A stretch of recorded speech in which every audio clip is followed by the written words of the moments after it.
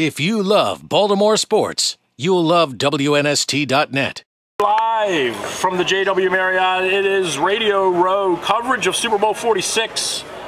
And the only reason we brought this guy in here, I mean, he's from Boston. Well, he's not really. He hooked it. He's not. Zolak, listen, Scott Zolak is here, former Maryland quarterback, so it's good to have him in the house for that. You can't still play, by the way, can you? No. Have you seen these guys that we have at College Park the last couple of years? O'Brien was pretty good as a freshman. I don't know what the hell happened. I've talked multiple times with Boomer about it, their inability to recruit.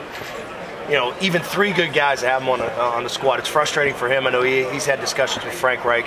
But that's for another thing. We're here for the Super Bowl. I don't want to kill Maryland. Yeah, but hold on. We're here for the Super Bowl because you want to talk about the Patriots. Because you work in Boston. You want to talk about the Patriots. I'm over there getting ready to do a Patriots Super Bowl Monday show. And you guys said, come on over. We'll talk to Baltimore. You know, it's sad for you guys. It is. And then you got to feel for Condiff. I mean, I really don't know what to say about the game other than catch the football at the end of the game. And, you know, you stamp it up. I think you guys would be here. And, you know, hopefully we wouldn't be here because we wouldn't travel because they're not in it.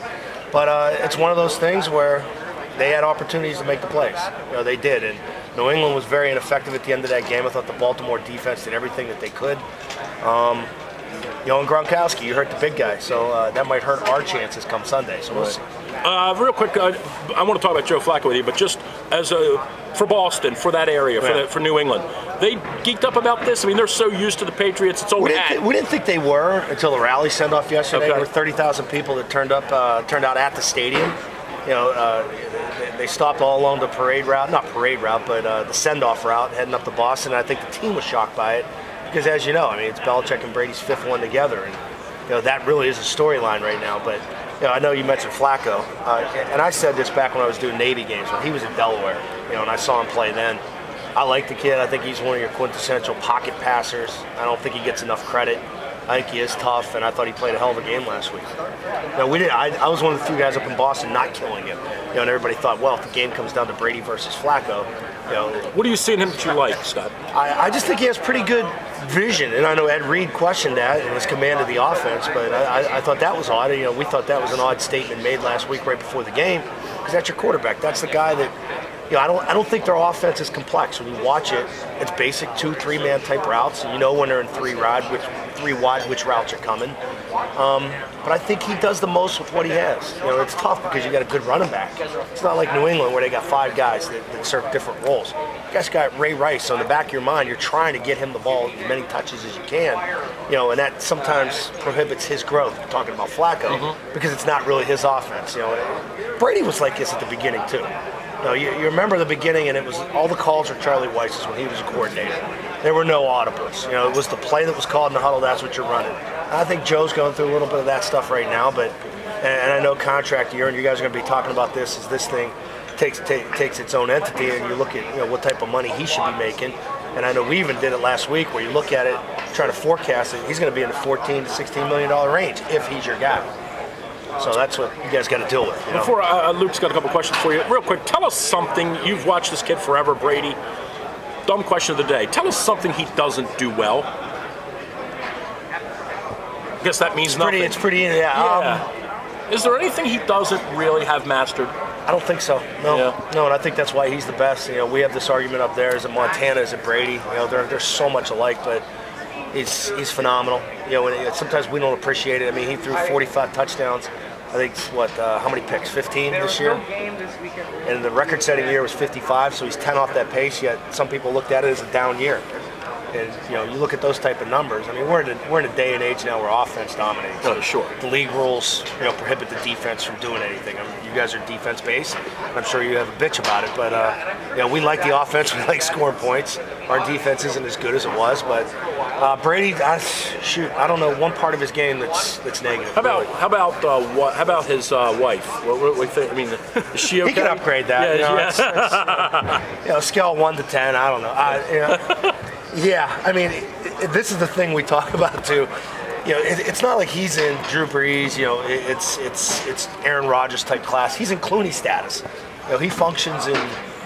I mean, she made what, $38 million last year? So she made twice as much as him. That's pretty funny. You know, when your wife makes twice as much as you do, and you're the best in your job at what you do, and she doubles you up, it's pretty humbling for him.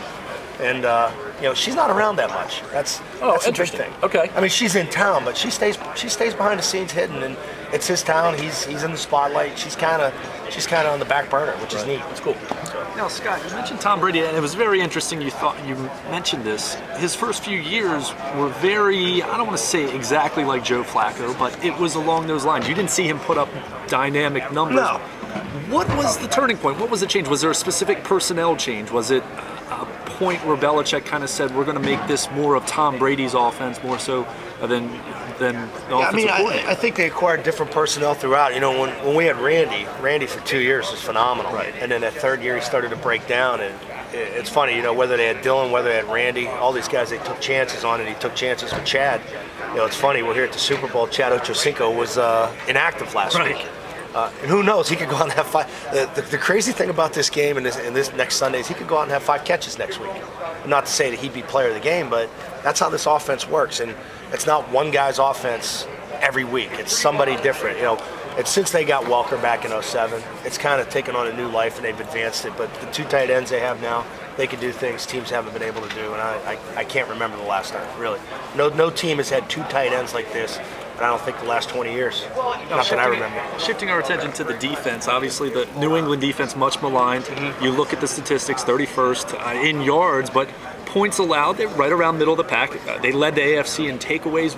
Did Sunday's game, I get it, it's the Ravens, it's not a dynamic offense, but you consider New England turned the ball over, and the way they were able to hold the Ravens to 20 points, did that change the perception of the New England defense, or just your overall assessment? They've quietly been doing that the last 6 or 7 weeks. They got down big in games. They were getting their ass kicked in Denver early in that game. They had 130-some yards rushing at first quarter.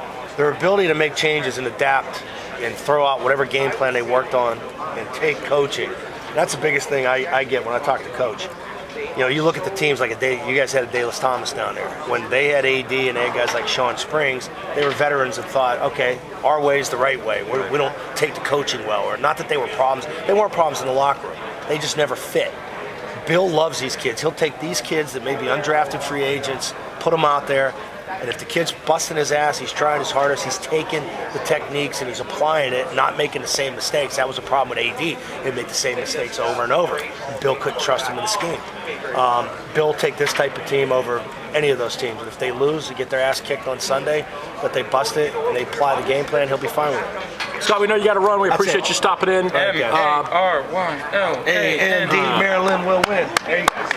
Bring back Gary Williams. Love it. Thanks. There you go. Scott Zolak checking in with us this morning, live here on Radio Row. Watch your step there, too. Don't hurt yourself. If you love Baltimore sports, you'll love WNST.net.